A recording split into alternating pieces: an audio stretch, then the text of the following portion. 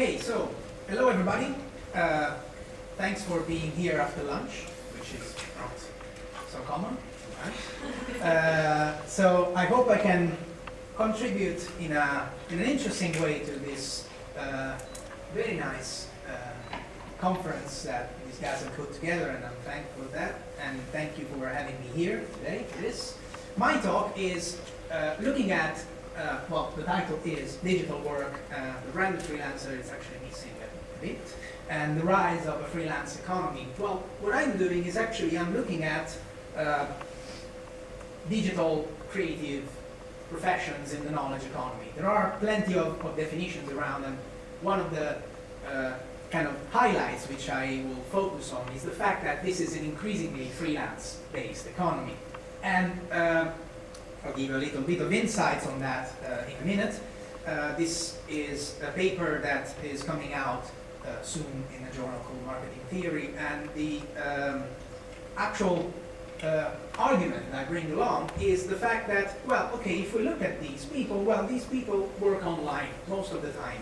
They are freelancers, so they are independent workers, and they live their lives online in a very kind of particular way. And one of the highlights, one of the elements that strikes in the analysis of their working life online is the fact that they are more or less all entertaining some sort of self-branding activity. And my argument is that differently from what we know about the literature around self-branding, which started out in the 90s, in the early 2000s, as a literature that stems out from self-help, improvement, self-realization, promotional cultures more broadly.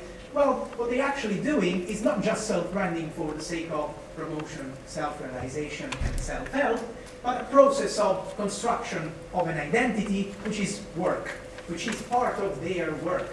And ultimately, this represents something like what sociology calls social capital.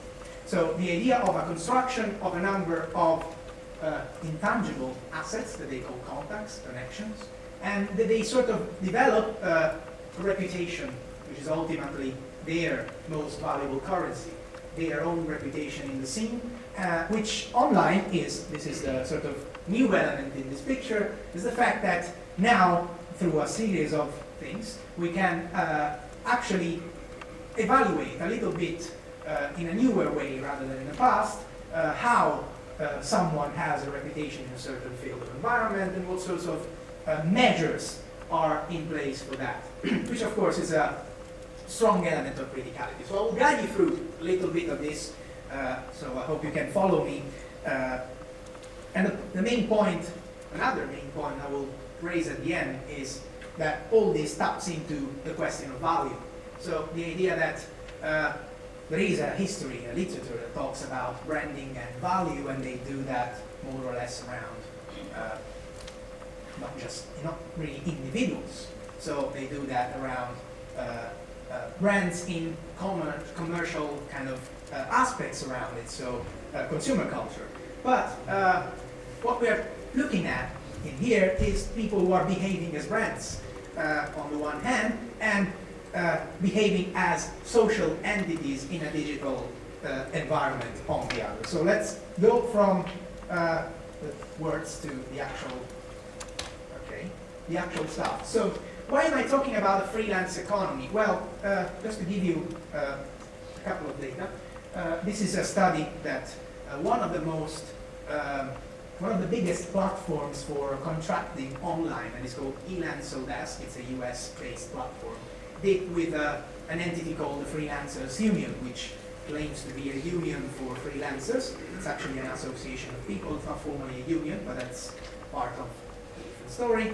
And what they're doing is, well, they have this sort of mapping of freelance activity in the US. And it came out that 53 million people got part or their entire income from freelance activity in different sorts of sectors in the knowledge and creative economy more broadly. So this is not just an exception. This is part of a bigger picture that shows that some sectors, including and especially including the editorial sector and the creative economy more extensively, are turning out as a freelance economy. The report from Darcy and Gardiner that dates back to 2014 looks at this from the UK perspective and says that essentially there has been a growth from well, up to 4.5 million people doing freelance jobs or getting part of their income as freelancing in the past 5 years. So we're talking about a sensible thing. But another element of novelty is that at a European level, this was visible already in 2010, when part of it was also caused by the crisis, but part of it was a more kind of a structural, or at least it seemed to be like more of a structural move, whereby freelancing was perceived as an increasingly favorable option to live in what were supposed to become the job markets after the crisis. 45% of European working citizens declare thinking of a freelance career with favor, and to some extent, of course, part of them are people who are in a forced condition, so they don't have a job and lost their jobs somehow for the crisis as well, and they turned out to start up a freelance career. But to some extent also, this is a sort of process that points into independent careers per se, that kind of live out of a traditional corporate economy in the knowledge and creative industries. Plus, another element of novelty is the fact that there is an increasingly central role played by digital resources of some sort in the intermediation of supply and demand in the job market.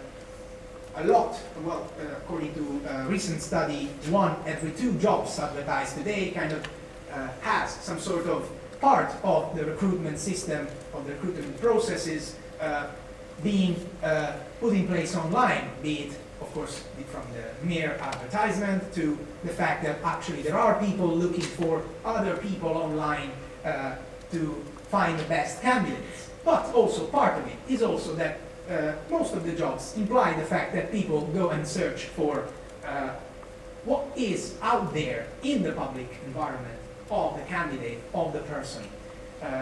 This is what recruiters do now. So the first thing that when they receive a CV is Googling the name of the person and see what comes up. But also this kind of gets into bigger things like social recruiting, which is a definition, an academic definition for these sort of processes whereby digital technologies intermediate supply and demand to meet, up to platforms. Elance Odesk, which I mentioned before, is a platform that does contracting, intermediation for clients and contractors. And the element that stands out in there is the role of reputation. Reputation is what is around about an individual person online, and in the platform context, translates into an online reputation system, whereby clients and freelancers are measured, or their performance are measured on the basis of a number of proxies that aggregate into a score. So like on eBay or Amazon, exactly the same thing. There are reviews and rankings created around the performance of a job from a client and a freelancer perspective. And especially for freelancers, this is very important because, of course, if you don't have a sufficiently high number or a sufficiently high ranking in that sort of respect, you're not able to get any job because you're not trustworthy enough for that sort of job market. So this is, to give it a fun, sort of nice name, this is what I call a reputation economy. So the idea that there seems to be some sort of role played by reputation, which is an old kind of concept. I'll talk a little bit about it. There seems to be a role played by reputation in the intermediation and in the allocation of resources around here. Reputation, I was saying, is a concept that dates back to corporate economy and corporate economics in the 80s and 90s as basically something that pertains to the sphere of the brand, as an intangible asset, so something that we cannot really measure or we cannot really take an evaluation for.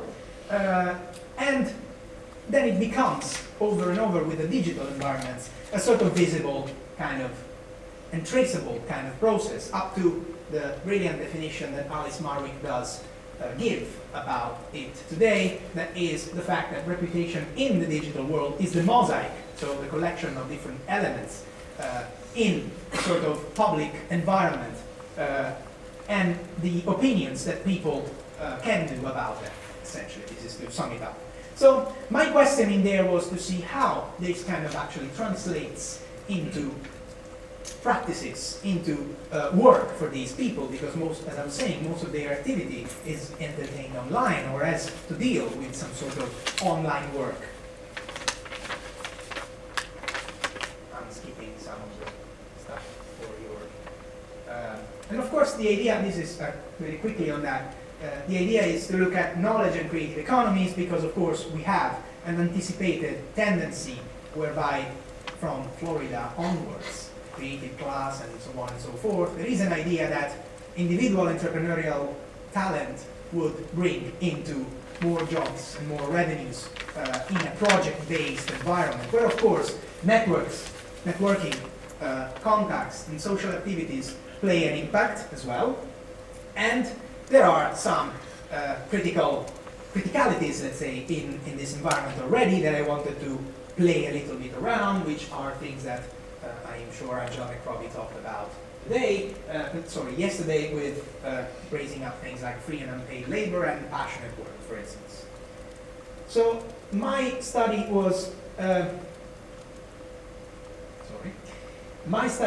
implied looking at networks of freelancers in two different creative cities of some sort, which are Milan and London, with different aspects of interest. Of course, London was a sort of a primary element in that respect, because there is a quite well-known creative economy around here, and a quite grown-up freelance economy as well.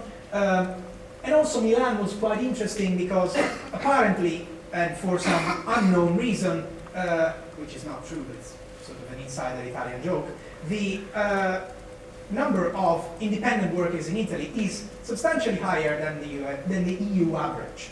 Which was a little bit surprising. Some say 23, some say 26% on an EU average of 17%, which means it was an element of interest in that respect as well, considering that there is a high percentage of bogus self-employment as well, so people who are actually registered as self-employed and do work as self-employed, but they're not actually self-employed. The label freelancers here, as I was saying, just to be precise on that, keeps together all those professional figures who operate within creativity, communication, media work of some different sectors and aspects of the economy. And I've done interviews in what I call the sort of extended ethnography, because by doing interviews I was trying to access their kind of networks, not just the offline networks, so their network of contacts, but also to have a look at what they were doing online with this approach, and one of the approaches that are now very common of digital ethnographic approaches, to study online presence and the cultures of online presence of my participants. So just to give you, again, quickly a little bit of data, in Milan, the network of 42 people who participated in the study were essentially between 24 and 55 in terms of age, and as we can note, there is a pervasiveness of online work. So 30 over 42 have a Twitter account, professional Twitter account. Basically all of them have LinkedIn. Some of them have actually a lot of connections. Some of them deal with a curated professional blog. Whilst this was striking, despite some notable exceptions, still Facebook was, as was flagged up also this morning, largely perceived as a personal or private social network site. Similar picture, sorry, it's not here, probably got cancelled. Similar picture in London with similar data, and even more pervasive presence of online resources in the actual practices of work of these people. So looking at this, there are a number of elements that struck me, and I am now flagging these up to you. How am I doing with time? Just to know. Okay, perfect. So the first element that struck me, as I was saying, was this sort of dominant notion of reputation and the construction of the self around that sort of dominant notion of reputation. A large majority of my interviewees believe that social media are very important or important for this sort of thing, and they are sort of shopping windows, let's say, whereby you have to produce a self that deals with the rules of marketing and public relations. So some they call it narrativity, which is something that marketeers call storytelling. It's actually the same process, whereby you juxtapose a number of elements to create a public and social self. So you have a public self, that is what is out there of your professional branded persona, and the social self, because of course this doesn't remain as a display of self-actualizing kind of elements, but has to be a social activity. It has to be something that you need to do in touch, like getting in touch, remaining in touch with other people. That of course is an exclusionary thing, of course. For people who are not really good at doing that, of course it may be a very exclusionary kind of element. And it fuels with the offline word of mouth that is actually in place in these scenes. So the fact that we know very well that these people, creative workers, behave like with a it is all about who you know kind of perspective. So it's a lot of importance in terms of networks, in terms of how they are getting their jobs. This kind of expands that into what I have called performative practices of sociality. So the idea is that these people, by fueling their reputation, quickly skip into that because it's too long otherwise, they enact a sort of branded self through performing what are practices of sociality. Why sociality? Well, sociality is a term that comes from a famous article by Andreas Wichtel in Theory, Culture and Society, where in 2001 he was flagging up this term as a network sociality.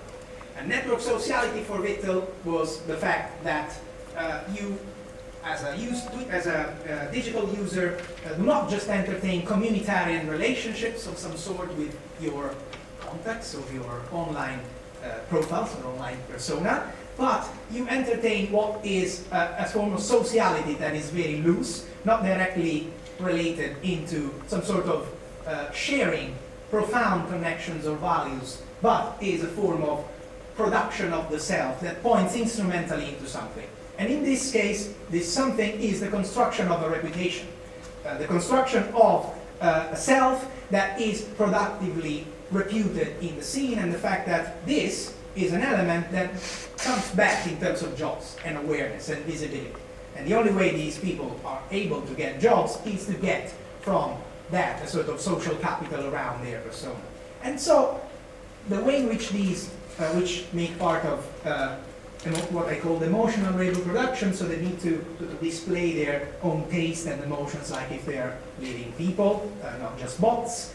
The frequency and recurring activity and regularity in this sort of production, the dimensions of reputation and showing off that this also implies, with the fact that if, for instance, most of these people are being looked into their LinkedIn and Twitter contacts, it means that they have to be, this is a matter of evaluation for them. So if you are connected with some sort of people, it means that you are well into a certain scene, otherwise you're probably not. And another one that is the fact that, of course, these combine between offline and online networks. It's not just an online work. It's not just purely digital. The fact that you are online as a public and social persona means that you are in a scene that complies with online and offline word of mouth. And that's why I call this a reputation economy, because the fact, as a matter of fact, in a way, there's this dominant element of reputation that stays in between supply and demand, in between the fact that these scenes are, let's say, dominated by a form of interaction that not just points at some sort of sharing, but at the construction of a reputation of some sort. The tricky element in there is the fact that Some of these is free labor, of course. You go into meetings, you go into events, you need to speak to some people, do some sort of job, but they think that it's a strategic investment.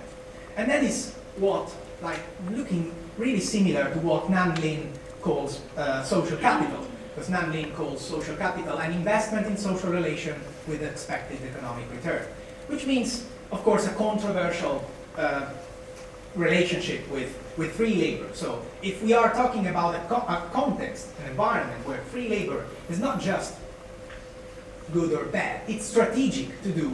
We are talking about something that calls into question the entrepreneurial ideology brought along by neoliberal thinkers, by the neoliberal thought. And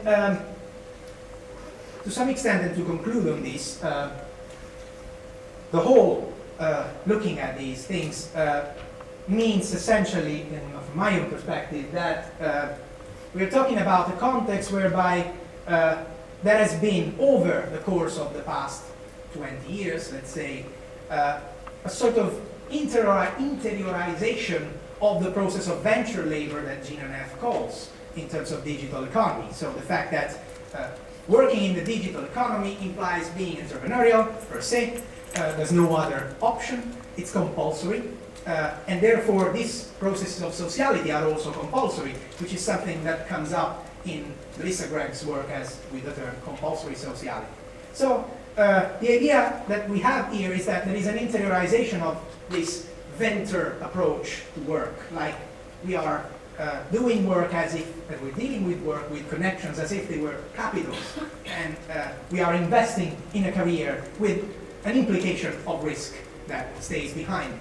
The problem is that most of these people are not aware of this. So there is a complete sort of, let's say, overlooking of these things, and which taps into another number of reflections which go back to the fact that the promise of the creative class, by looking at these people and how much money they do, seems to be a broken one now and an unfulfilled one. But the very fact that a number of people decide to get into these sorts of economies, which are not really wealthy at present, but still they are very much there in terms of possibilities, and they are connoted, sharing economies, co-working spaces, and so on and so forth, with a sort of bubble of enthusiasm around it.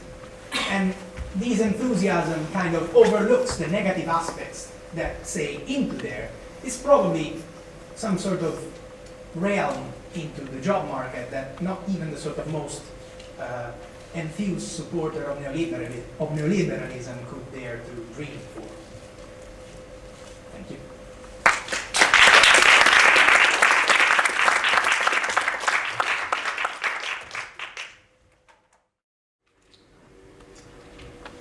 Okay. In July 2014, media commentator Mark Simpson published an article in the Daily Telegraph entitled "The Metrosexual is Dead, Long Live the Spornosexual." In it, he describes the Spornosexual in the following way: with their painstakingly pumped and chiseled bodies, muscle-enhancing tattoos, piercings, adorable beards, and plunging necklines, it's eye-catchingly clear that second-generation metrosexuality is less about clothes than it was for the first. Eagerly self-objectifying, second-generation metrosexuality is totally tarty. Their own bodies, more than clobber and product, have become the ultimate accessories, fashioning them at the gym into a hot commodity, one that they share and compare in an online marketplace. This notion of the spornosexual was then taken up across a range of different media outlets, from The Guardian to Vice.com, Esquire, and quite recently Evening Standard. The emergence of the term spornosexual has coincided with a range of other social and cultural phenomena that indicate a marked increase in British men both fashioning muscular bodies and sharing images of them on social networking sites. So, the government-commissioned Active People survey found that between 2008 and 2014, there has been a 7% increase in 16 to 25-year-old men going to the gym at least once a week. And that might sound small, but is in fact the biggest increase of any demographic segment of the British population participating in any type of sport in that period of time. Since 2009, Men's Fitness magazine's Men's Health has been the best-selling publication in a rapidly declining men's market, doubling its circulation and selling twice as much as its nearest competitor, GQ. In 2014, the sorts of sports nutrition products that are designed to strip fat and build muscle increased their sales by 40% in the 10 top supermarkets. And in the same year, as I'm sure you're aware, the term healthy was coined to signify a selfie taking the gym or doing exercise, or showing off the benefits of the exercise you've been doing. So what I'm interested in exploring in this paper is why spornosexual practice, so both men fashioning muscular bodies and then sharing images of them on social networking sites, is becoming more widespread in the present historical conjuncture. And I argue that what its emergence points to is reconfigurations of power that are occurring in Britain during this period of continuing neoliberal austerity. That since 2008, young men's traditional breadwinning capacities have been eroded, and as a result, many have begun to deploy a strategy of value creation historically associated with less privileged groups, mainly women, but not only, so namely body work. Moreover, by speaking to these men about their experiences of engaging in these practices, we get an insight into the complex and contradictory ways that living in the neoliberal moment feels, and ultimately why neoliberalism remains hegemonic, despite its propensity to disempower even society's relatively privileged groups. In order to make this argument, I'm using a particular reading of neoliberalism developed by different radical critics who argue that what the erosion of the redistributive capacities of the social democratic state in the name of the autonomous entrepreneurial and competitive individual amounts to is a retrenchment of power along different axes, including, for instance, class, race, ability, and so on. In a recent article, Ben Little has listed the specific ways that neoliberal austerity has reduced the opportunities for value creation for young people. So through the cutting of the EMA, the increase in tuition fees, prohibitively high house prices, reductions in housing benefit, and the introduction of the bedroom tax. And it's in this kind of broader context in which young people's presence and futures are becoming more precarious that I think the rise of increasing numbers of young men performing new forms of body work as an alternative form of value creation begins to make sense. The concept of precarity is also important to the argument that I'm making here. And in this paper, I don't use the traditional definition of precarity that relates to working conditions. Instead, I'm using the definition Laurent Berlant formulates in her book called Optimism, that defines precarity as a structure of feeling that cuts across classes and localities and that pervades the current historical moment, kind of post-economic crisis, historical austerity, 2008, that sort of period. She names this structure of feeling called optimism, defining it in the following way. A relation of called optimism exists when something you desire is actually an obstacle to your flourishing. It might involve food or a kind of love. It might be a fantasy of the good life or a political project. It might rest on something simpler too, like a new habit that promises to induce you in you an improved way of being. And she goes on, optimism is cruel when the object that ignites a sense of possibility actually makes it impossible to attain the expansive transformation for which a person or people risks striving. So for Berlant, called optimism is the logical outcome of existing in a society in which fantasies of what constitute a good life have become so spectacular, so for example the consumer cultures of the hyper-rich, but the means of achieving them have been so radically diminished. And we're optimistic for things we can never have, hence its cruelty, and as a result we exist in a constant state of precarity. As will soon become apparent, cruel optimism is a particularly useful concept to make sense of the rise of spornosexual practice, as a hopeful, yet, as I argue, ultimately futile embodied response to the precarious structures of feeling produced in this moment of neoliberal austerity. I should say at this stage this analysis is only tentative. I'm at the beginning of the project and have only carried out 6 semi-structured, in-depth interviews with the intention of conducting approximately 20 more in the next year. Of the 6 men I've interviewed, all are white, cisgendered and middle class, and aged between 20 and 30. 2 engage in spornosexual practice in their leisure time, 3 are fitness professionals, and 1 became spornosexual, as it were, for 3 months in order to write an experiential magazine feature. 3 identify as gay, 3 as straight, and I'm still trying to work through the significance of this distinction in relation to spornosexuality, which, like metrosexuality before it, can be theorised as a category in which difference in sexual orientation becomes less meaningful, but obviously not meaningful together.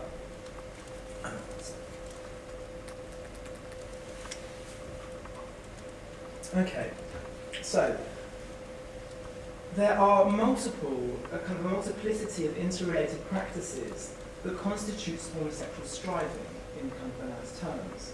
Ways of eating and exercising, ways of taking digital photographs, skills of post-production, skills of strategically using social networking sites, both as a producer and a consumer.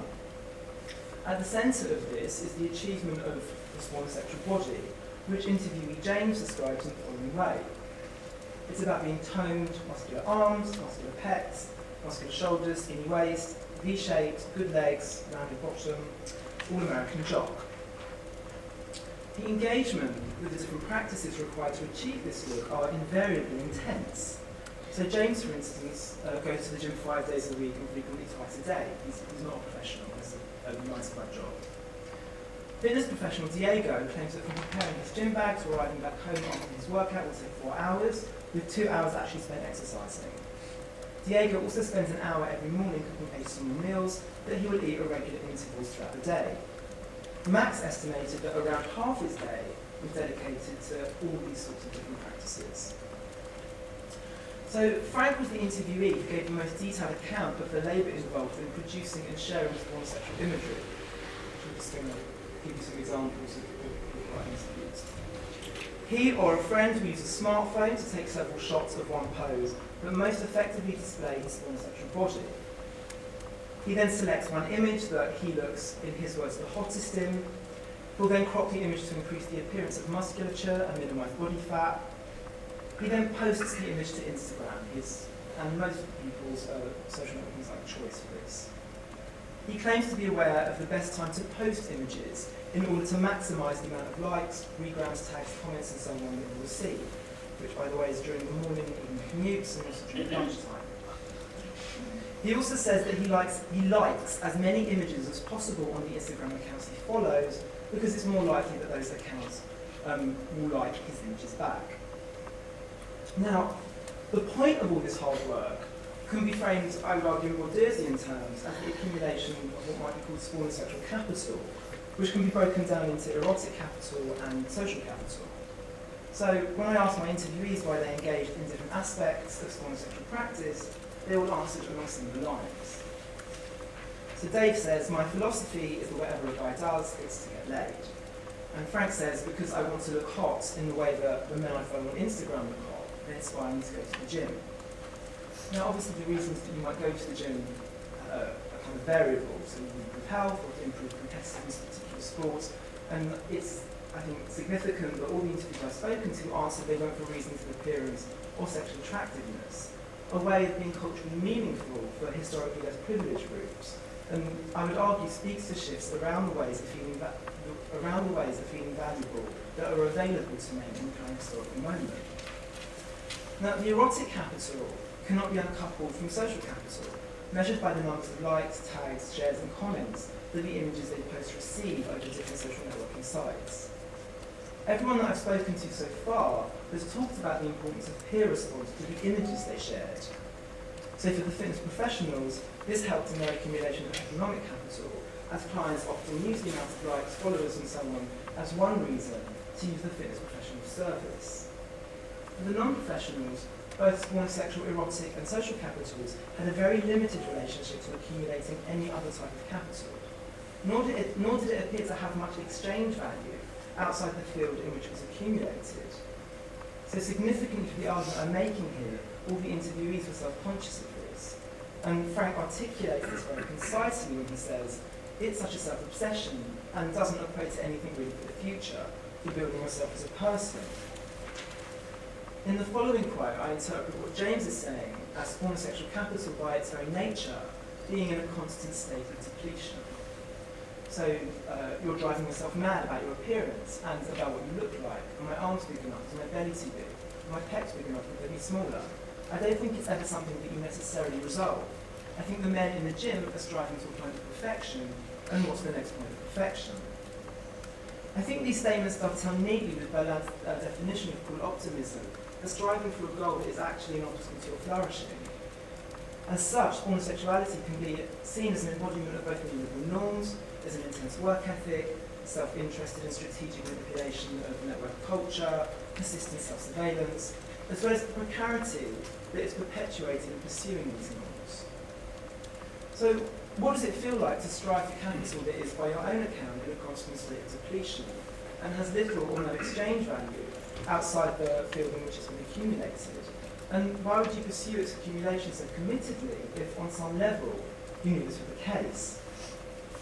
The answers the interviewees gave to questions regarding the affectivity of spornosexual practice were complex. And it's in these answers I would argue that we see both the means through which neoliberalism secures its hegemony in our everyday lives, as well as the potential means for its resistance.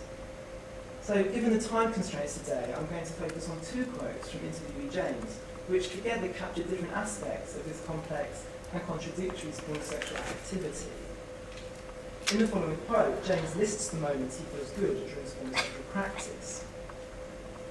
Basically, when you see your reflection and you're happy, when you take a selfie and you look good, when you get tagged in the pictures on social media, the elation that you get from that, when you're in the gym and you notice you can lift heavier, or when people comment and say you're attractive and whatever else.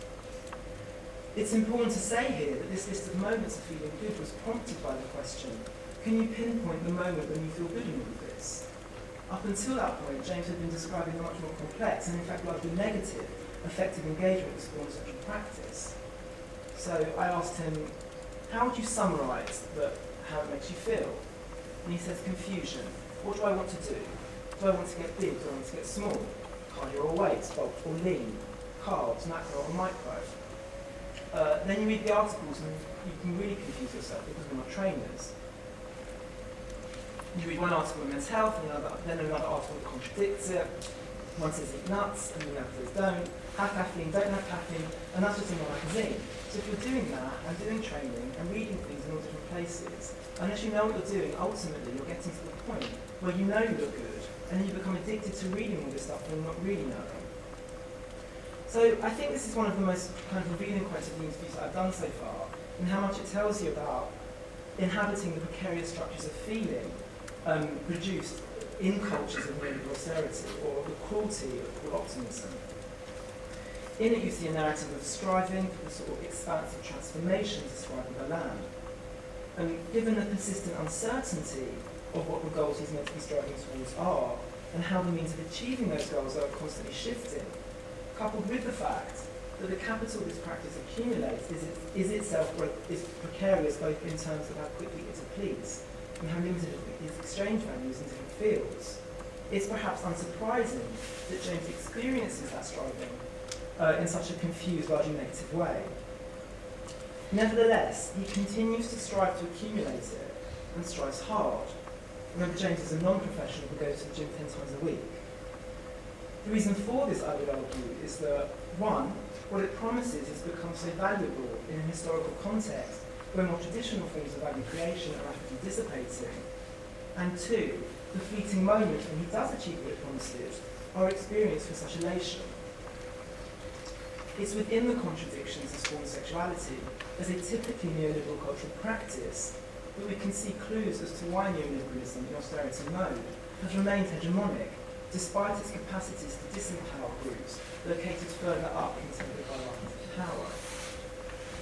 Leading voices in cultural studies, such as Jeremy Gilbert, John Clark, and even Stuart Hall, have argued that neoliberalism has secured its hegemony, at least in Britain, through disaffected consent. And by that they mean a begrudging or passive acceptance of the current neoliberal order. And I think the emergence of a cultural practice like spornosexuality during this moment tells a slightly different story. I think that by making value more out of reach, both the desire to create it and the joy of achieving it becomes more powerful, meaning that people do not merely consent to neoliberalism in a disaffected way. Rather, they actively and vigorously pursue at least parts of it. As the interviews demonstrate, this pursuit is not always a joyful one, and there is sufficient self-consciousness that on the rare occasions that these neoliberal ideals are achieved, they are always precarious. These moments of self-consciousness, of the joylessness of neoliberalism, should offer hope to those of us interested in resisting its hegemony in our everyday lives. It's in these where we find the potential of a popular resistance to it. That's it.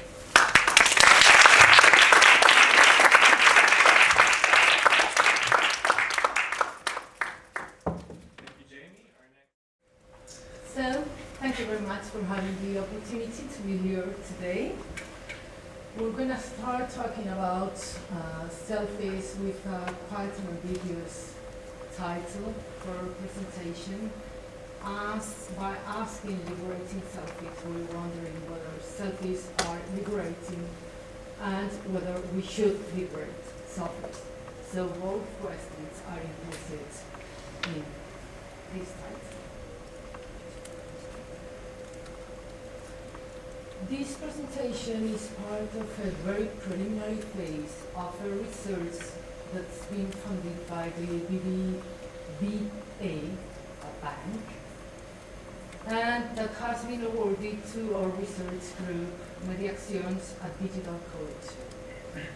The project that has been funded is called Selfie Stories. It's going to last 2 years. It's just started. We've just been working on it for 3 months, and it has a double bias as we're going to work from the big data perspective and also from an ethnographic approach on Instagram. We're a group of 8 researchers coming from different disciplines, among which we can find anthropology, communications, psychology, and then experts in the data, which is not the case of the people we have in front. Particularly for this presentation, Erick and myself are focusing on the clusters around sex, gender, and activism in relation to selfies. And this is a work very much in progress. As for the methodology, we have started to apply. We're just pretending to do an in-system search for the construction of clusters related to sex, gender, and activism. We are going to explore 2 apps, even though the research project that has been funded with centered on Instagram for this presentation, we're confronting Instagram and branding. So we're going to explore these 2 apps, and we're going to follow users and hashtags.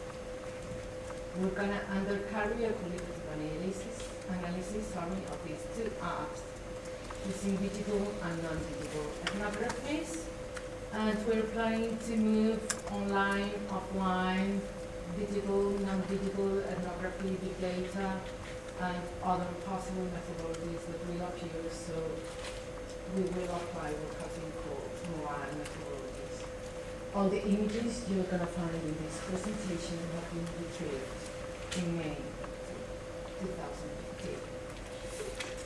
As for the theoretical background, of course, we have the call has been named a lot these last 2 days, queer theory, embodiment, so does it return myself, etc. Theory of practice, habitus from Bourdieu, identity and representation, Hall. And so far in our explorations, we have found out that selfies have been labeled as a rapid documented of the self, as a socio-cultural revolution about identity affirmation, as a condition of social media, as a political convergence of the object and subject of photographic practice, and as a neoliberal, even narcissistic, but increasingly normative mode of self-branding. Research questions. I'm afraid we've been quite ambitious here, but as we're just starting with our research, we can be ambitious. In a couple of years' time, we will see what we get. So some of the questions we're just posing as guiding our explorations are: what can we learn through listening to social media and selfies? Are selfies about oneself? Is self-representation step forward towards emancipation? What possibilities for communication do selfies provide? Are the representative bodies following hegemonic heteronormative rules, or is there a resistance to this hegemony? And has the hegemonic system appropriated the non-hegemonic bodies through the use of new labels we've found so far, hashtags and emergent identities? Okay.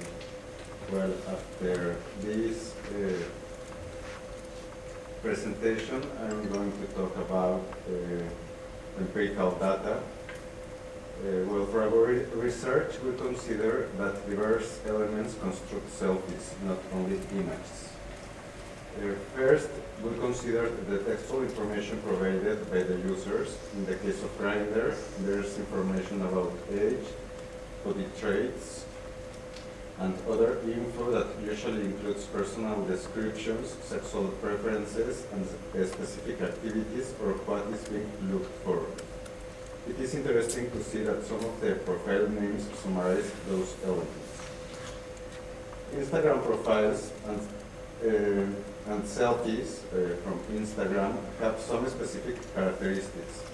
They don't specify age or stats, but often include an essential description of people's self-representation and many hashtags related to activities, identifications, and activisms. A second element that is persistently used, primarily on Grindr, is the introduction of icons, which give an ambiguously precise summary about interests, self-representations, or characteristics. With them, users can either enforce or replace the texts. When and why people decide to use those elements are interesting questions for further analysis. The third element is the visual data, the uploaded pictures, or what we normally consider selfies. With the massification and sophistication of the selfies and the introduction of technologies such as the camera timer or selfie sticks, further discussion on what selfies or selfies are not is needed. Some users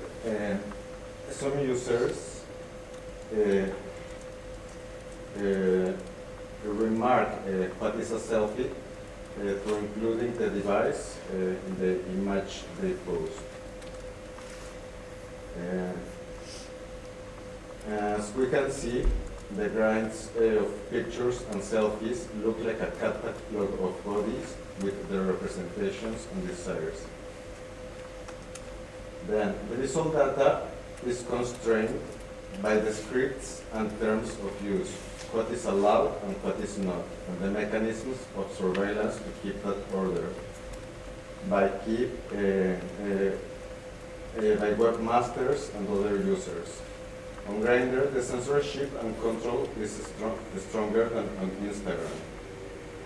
On Instagram, we identified some hashtags that seem censored, such as the sex gay or verbac sex. And also we found that users use strategies to avoid those controls, such as the use of many hashtags, abbreviations, lack of correspondence between the hashtags and the content. It's also interesting to see that the tribes that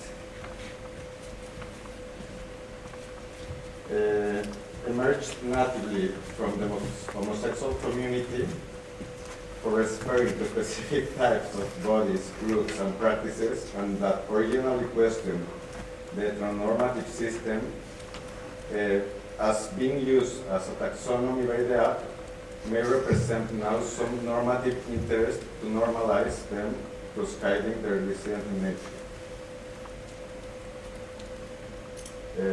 Bodies, well, the second part of the analysis is that bodies are not just materialities used as objects. Bodies are also social subjects, discursive elements for new practices and discourses, and that can be mainly seen on Instagram rather than in Grindr. Here are some examples. In these pictures are from users taking the antiretroviral Filtruvada to prevent the HIV infection, and we can see it for the hashtag PrEP. That can be considered as a celebration for the emancipation of the sex discourse. Well, while the effectiveness of this prophylaxis is demonstrated, also few people can access this form of prevention yet. So, well, we ask if it's an act of liberation or just a strengthening of the neoliberal logic.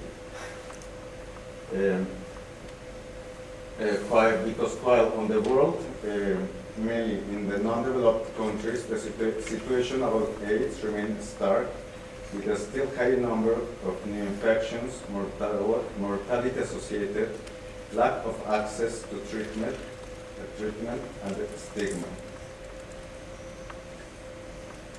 Through selfies and embodied discourse, people can also document processes such as body transformations, different gender conceptions, such as gender fluid, agender, not binary, document social activism, and well, document particular moments in people's lives, such as the coming out and gay marriage. And that was the empirical data.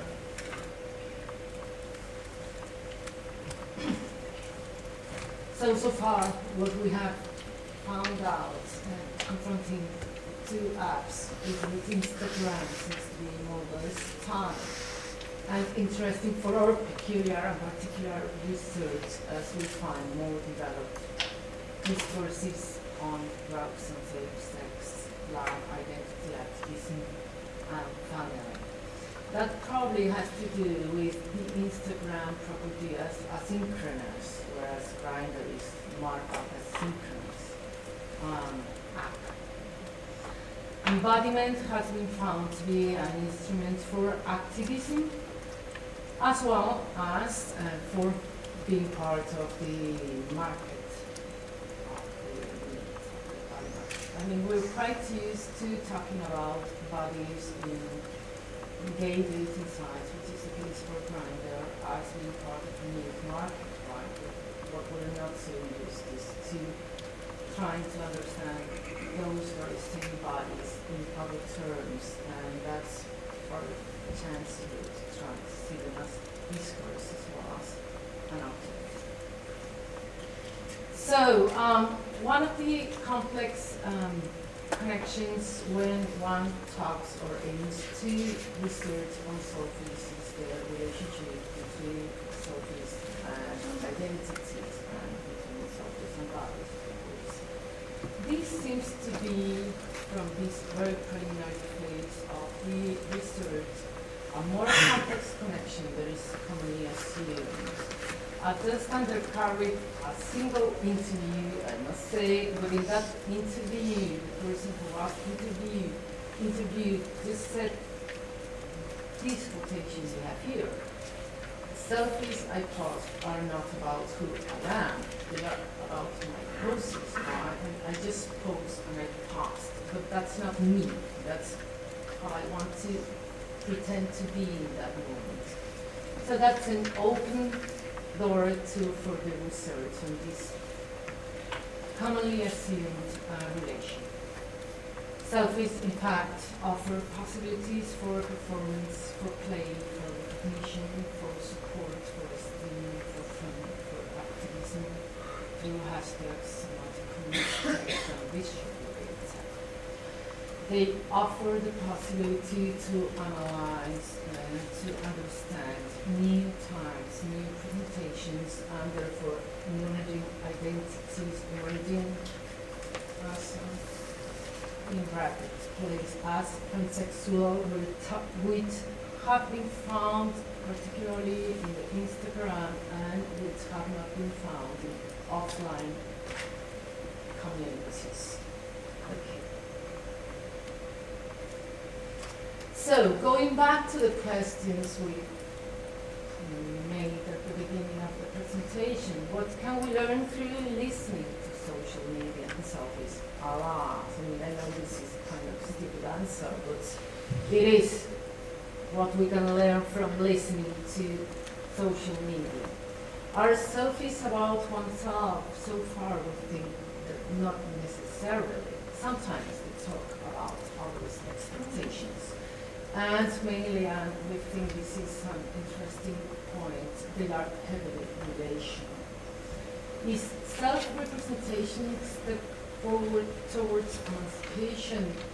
We mustn't confund appropriation with emancipation. Appropriation is not emancipation. Scripts and acts limit one's agency, and in previous words that we did on dating sites, this was made very clear. So there's nothing white or black. I mean, there's kind of an interplay between apps and scripts, and the users escaping of the scripts limitations.